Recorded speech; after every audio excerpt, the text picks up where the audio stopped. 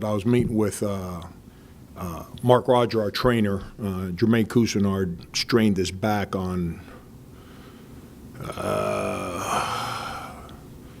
what day was the Stetson game? Last Monday. He strained his back on Wednesday, and he has not practiced since. So he's going to try and practice today, and that'll determine whether or not he can go tomorrow. So that's where I was at. Questions for Frank? Frank, if you look around the league, you look around the country, there's really no dominant team, and everybody's had their ups and downs. Is that something that you've preached to your guys and saying that, no matter what's happened before, you've still got a lot of time to get a lot better and correct anything? Yeah, I mean, I don't spend a lot of time, Dave, worried about other people. We all got our own problems, and if I try to console our players that it's okay that we accept our problems because other people got problems too, I'm probably doing them a disservice.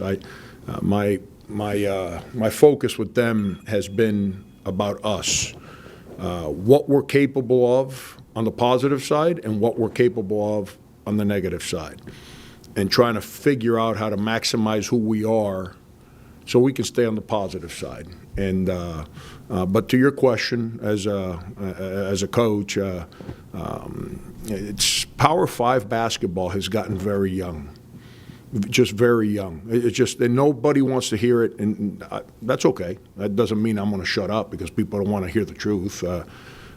When you have 5 consecutive years of at least 750 transfers, the majority of players are leaving Power 5 schools. Somebody, I think it was Derek Scott, gave me a stat at my radio show.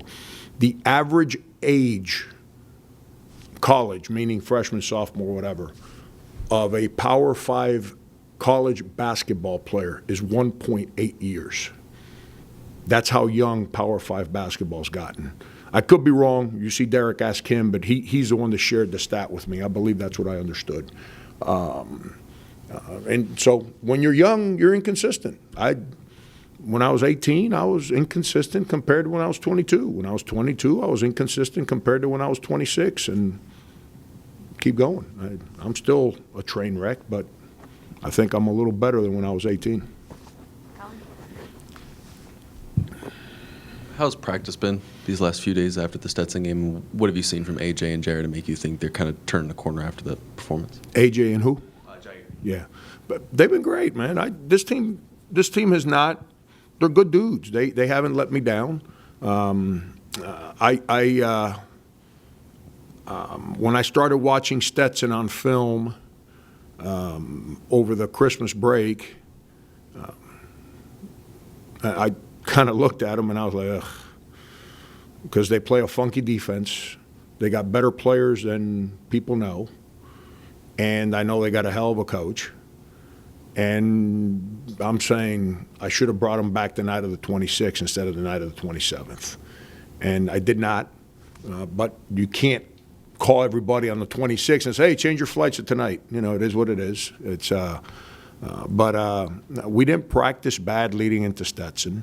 We obviously, the night of the 27th, I told you guys what we do. The 28th, we practiced. We're okay. We weren't great, but we weren't bad. The 29th, we were above average. And then we just stunk on the day of the game. And but outside of that, these guys, we make some errors because we got young guys that continue to learn what they're supposed to do and where they're supposed to be as far as relationship to as the game's flowing. But their effort, their competitiveness, it's pretty good. I rarely go home because we had a bad practice from a caring standpoint. So we've been good all week, and Jair and AJ. Here's the biggest challenge for Jair and AJ, and this is just them as people. They're both very quiet guys, and you can't be quiet guys and be passive as a player. Does that make sense what I'm saying? When they're passive, since they're naturally quiet, then they don't inspire. I talk about Dwayne Notice all the time. Dwayne rarely said a word, rarely. But you all the time, you knew he was on the court because of his passion, his energy, his just vibrant toughness that he played with. Jair and AJ's trying to learn that. He's a kid. Jair's trying to understand that for the first time. And you can't be quiet and play passive because then you're not impacting others. You have to, and our jobs is to uplift others, not just be there. And so that's their challenge, and they work at it. They care. But it's something that they're both. Like I told you guys, AJ's gone from, within the team in Canada. He was always like, it was Nimhart and whatever, I can't remember the other kid, then AJ. So he was always the person in the background that was a real good player. And then this past summer in Canada, it's the first time for his age group that he was the frontline player. And he actually did real well.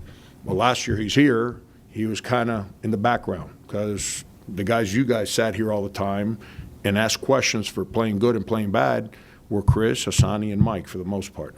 I'm not in their press conferences, but I assume those are the guys that did most of the talking for our team. Well, AJ's now become that guy, and he's trying to manage that. So they're both really good people, so they care. It's my job to help them. It's their job to grow up from that respect a little faster. With SEC play starting over the weekend and y'all not having a game, were you able to sit and watch some of that? And if so, do you watch it as a coach and kind of scout, or do you just watch for tendencies, more like a fan? Yeah, I once league play starts, I won't watch anyone in the league unless it's the next team I'm playing. We're playing, like me, like I'm actually playing. That if I start watching, I don't know. This is how bad I am with this. We got Florida at Tennessee, Kentucky at home, at A&M, I think. Okay. If I start watching A&M just because Buzz is if Buzz was at Vautech, I'd watch his games. But now he's in the league, I start watching his team play, then my mind's like, man, we'll never win another game because teams are good. So rather than enter in that mindset, we all understand that all 18 are going to be hard. So just the next one. And that's, I try to worry about our team and the next opponent. Frank, Mike was talking about how since the Elite Eight game against Florida, this game against the Gators has become kind of like a rivalry in his mind. Why has this game become so intense, you think, over the last couple of years and so good? I got no idea. I really don't. Because they were good, Billy D. My first year in the league, we went in there and we scored at the buzzer at halftime to be down 38-10. And they were good. And I no disrespect to Kentucky, but Billy had Florida was pretty much 1 or 1A in the league when I got into the league. And they won the back-to-back national championships, multiple Elite Eights. It just, they were on a 15-year run that was pretty impressive. If you go back to 2000, I'm talking about when I got in the league. 2000, when they went to the Final Four with Haslam and Mike Miller and Brent Wright and those guys, they went on a run with the exception of a 2-year window there maybe where they went to the NIT a couple times. That was pretty impressive and consistent. So they're probably the barometer that most of us felt that we had to go compete against to make ourselves relevant. I'm not trying to, like I said, whether it's Kentucky or Tennessee or other teams that have lived at the top of the league, but what Billy did at Florida is pretty powerful. And then Mike came in, and Mike's done an incredible job of sustaining and going to another Elite Eight game. But I just think that two teams from the same league Obviously, we play each other every year, and then you line up and play in the game to go to the Final Four. Neither team forgets that. And I think both teams understand how hard the other plays. So there's a sense of respect there. When you have that, you end up with those kind of games that we usually play when we play each other. Mike said that sometimes after game or after a break or whatever, you'll come up to guys at practice individually and just kind of say certain things and you need to do this better, whatever. He said that it was more of a collective message when you guys went back to practice on Thursday about kind of being more mature. How often do you do that when you kind of shy away maybe a little bit from the individual stuff and talk collectively about a team? And what was that message Thursday? Yeah, when you have one or two guys that are struggling, then you address one or two guys with their individual struggles. When you have a whole team that had no interest in playing, there is no individuality. That's and I'm not trying to throw anyone under the bus. I don't think we had a single guy that got out of bed on that Monday morning and was excited to line up and play. Not one. And I've tried to be. Someone asked me a week ago, 2 weeks, whatever it was, like what type of style I'm trying to employ with this team, and I said the patient one, and I really am. And I got really negative on the bench against Stetson, and I did it on purpose because I got no respect for teams that don't line up. I tell guys all the time, if you're on a team in college basketball, since this is what I do, you got 30 or 31 guaranteed games. After that, you're done.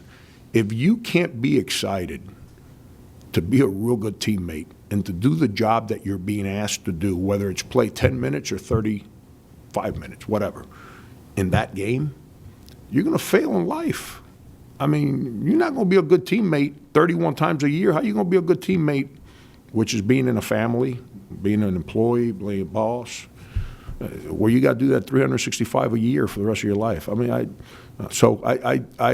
I beat them up pretty good during the game, and I thought that if you guys hit rewind and go to my first press conference here ever, when Eric Hyman and Harris Pastides introduced me as the coach, I said the one thing I will guarantee is that my teams will always play hard, that they will care about that uniform and leave the court and make everyone proud. We didn't do that.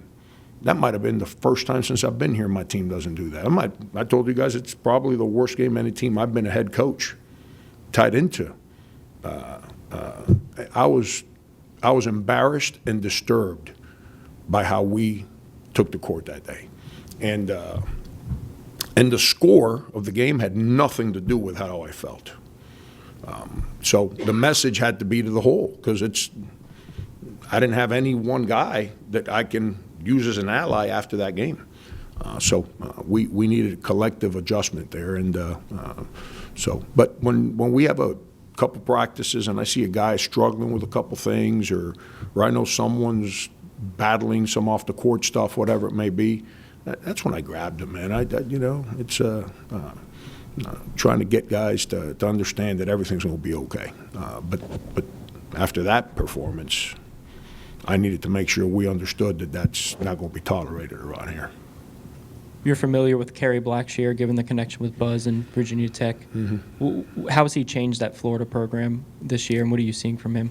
It's 17-12 every single time he takes the floor. That's what you got to be prepared for. Their bigs over the last couple of years did a lot of rebounding, defended, blocked shots, a lot of activity, but didn't score a lot. He's given him that, and it's helped offset. Because the last couple of years they had Kayvon Allen, and they had the young man that transferred from Virginia Tech. I can't remember his name right now. Well, whatever. Those guys were scorers, and they were high-level scorers.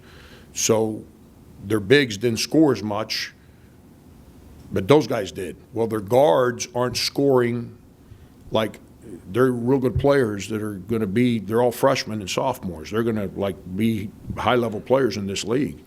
But as their guards are trying to learn the college basketball game, Blackshear's given them a scorer that's helped to offset what they've had in the past. And I think as their team keeps growing and those young guards keep learning how to score, Blackshear already knows what he's doing. That's going to be a dangerous team moving forward. I think that team has the capabilities of doing a lot of damage, especially offensively. But Blackshear's good, great hands. Anytime you see a guy that's got great hands, he's got a chance to be a real good player. Catches everything, never fumbles a ball. When the ball is in his hands, you know, some guys, they're a little bumped, they lose the ball. He's not going to lose the ball. That's why he shoots so many free throws, because he deals with contact, and then he never misses a free throw. I mean, knows how to get to the line. He's a real good player. He plays like a fifth-year senior that's been through the ropes. Colin. Kind of stating the obvious, but last year you guys obviously go down to Florida and win that game on the Silva dunk, and that kind of sets things in motion for that 11-7 year. What can a win with a relatively young team like this do for just confidence for a lot of these young guys? Well, last year's team was searching for confidence. I think this year's team has confidence. It's just having the mindset to approach things the right way. Last year's team, when we started league play, we had gone in to play several really good teams, and when we dealt with the adverse moments in games, we didn't know how to manage it and ended up losing. This year, I think this team understands how to manage when we get to that moment. We learned. However, we have some immaturities and I don't want to say lack of leadership, but inconsistent leadership. I guess that is lack of leadership. That kind of gives us too many peaks and valleys, at least for my liking. This team understands that they can win any game left on the schedule. Last year's team was trying to find that. This year's team understands that. It's a matter of staying mentally connected so we can go out and perform to the best of our abilities and then hope the ball goes in the basket a little bit more than the other team's ball. Rick.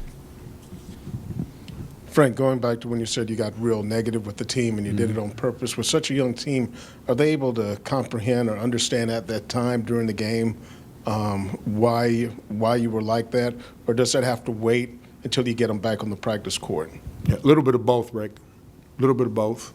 I'm sure some guys didn't manage that the right way during the game, and I really didn't care. That's their problem for being unprepared to compete. You know, when they're 24 years old, they show up unprepared. Their boss isn't yelling at them. Their boss is firing them. And my duty is to – I say this all the time, and I say it to our players, I say it to their parents. My job is not to help them get a job. Everybody gets a job. My job is to help them learn how to keep a job.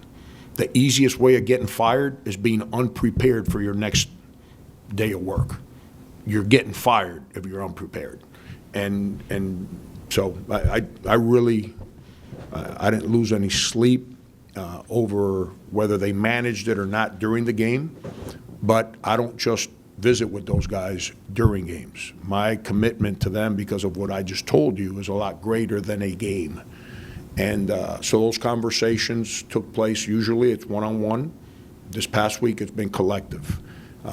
And they understand that we spend so much time speaking about so many different things outside of basketball that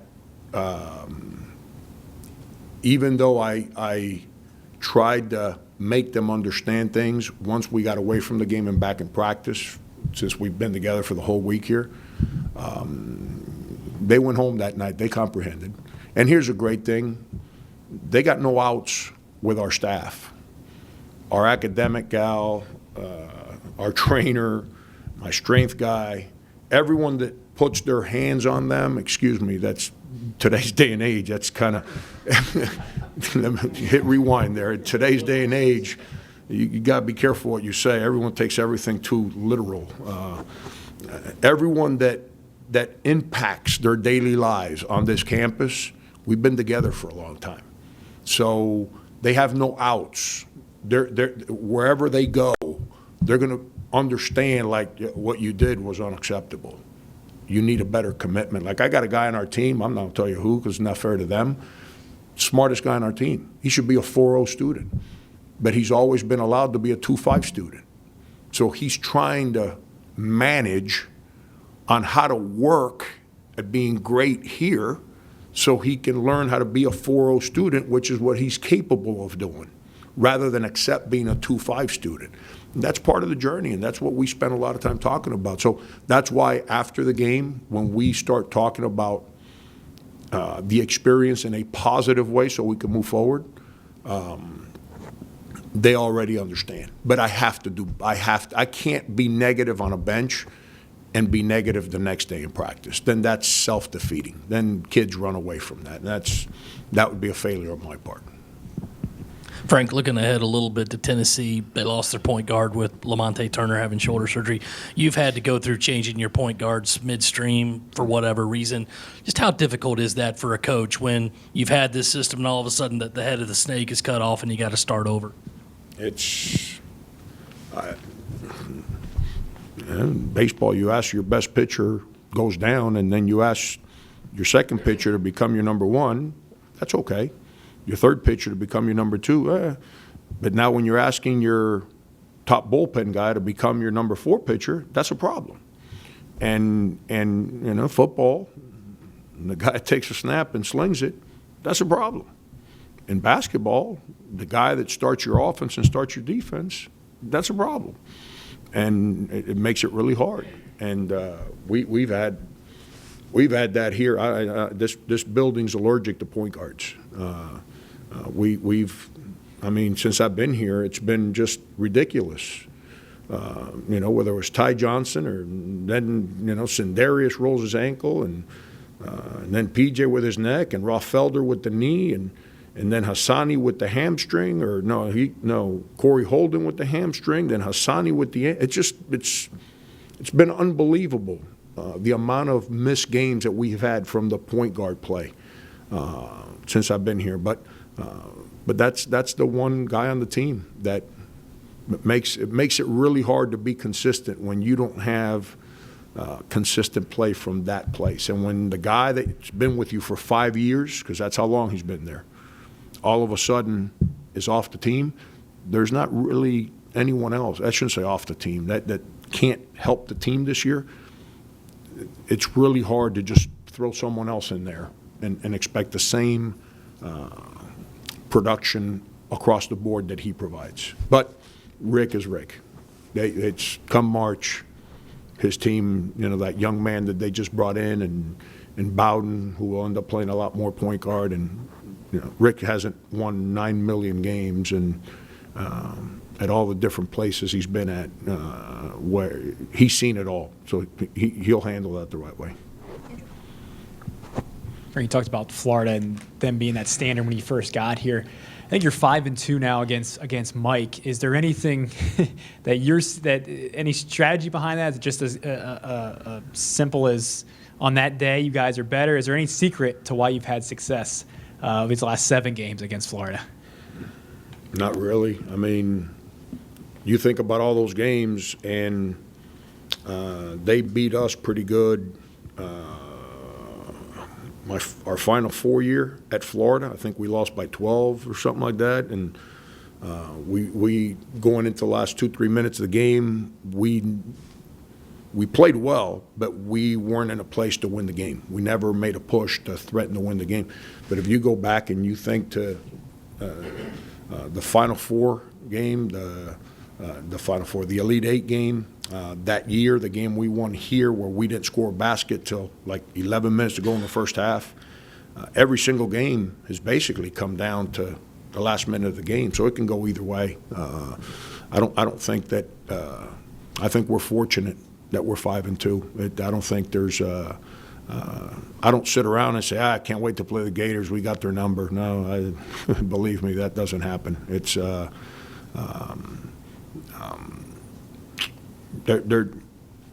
Mike does a great. Mike, you got to remember, Mike was with Andy Kennedy when AK got the job at Ole Miss, and Mike's dad one of his best friends was the AD, assistant AD I lived with, that I rented a room from at Northeastern, Mike Windsor.